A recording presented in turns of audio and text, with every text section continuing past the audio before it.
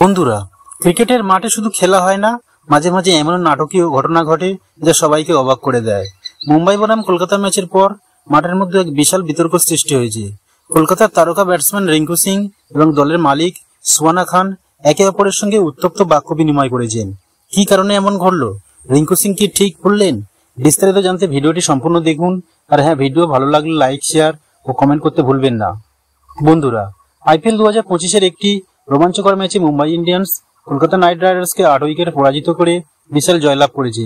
কিন্তু ম্যাচ শেষে কলকাতার ড্রেসিং রুমে পরিবেশ ছিল সম্পূর্ণ ভিন্ন। প্রথমে দেখে নেওয়া যাক কি ঘটেছিল ম্যাচে। কলকাতা নাইট রাইডার্স প্রথমে ব্যাট করতে নেমে 116 রানে অল আউট হয়ে যায়। দলের অন্যতম নির্ভরযোগ্য ব্যাটসম্যান রিঙ্কু সিং পুরোপুরি ব্যর্থ হন এবং তেমন কোনো উল্লেখযোগ্য রান করতে পারেনি। অন্যদিকে মুম্বাইয়ের নতুন বোলার অশ্বিনী কুমার তার ডেবিউ ম্যাচে 4 উইকেট নিয়ে ইতিহাস গড়েন।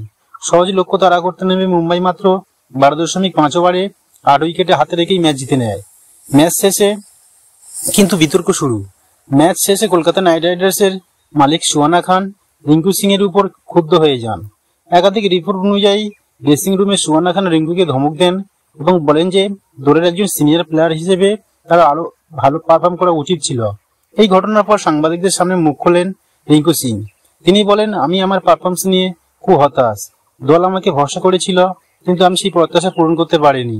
সুহানা খান আমাকে কিছু কথা বলেছেন যা আমার ভালো লাগেনি, তবে আমি বুঝতে পারছি যে তিনি দলের স্বার্থেই এটা করেছেন। তবে পরবর্তী ম্যাচে আমি আরো শক্তিশালী হয়ে ফিরে আসবো এবং দলকে জয় এনে দেবো। এখন প্রশ্ন হচ্ছে, সুহানা খানের প্রতিক্রিয়া কি ঠিক ছিল? মালিক হিসেবে তার কি অধিকার আছে খেলোয়াড়ের এভাবে প্রকাশ্যে বোকাঝোকা করার, নাকি রিঙ্কু সিং এর আরো পেশাদার ভাবে পরিস্থিতি সামলানো উচিত ছিল? আপনার মতামত কমেন্টে অবশ্যই কমেন্ট করুন। আর এমন আরো উত্তেজনাপূর্ণ ক্রিকেট নিউজ পেতে আমাদের চ্যানেল ক্রিকসোনাকে সাবস্ক্রাইব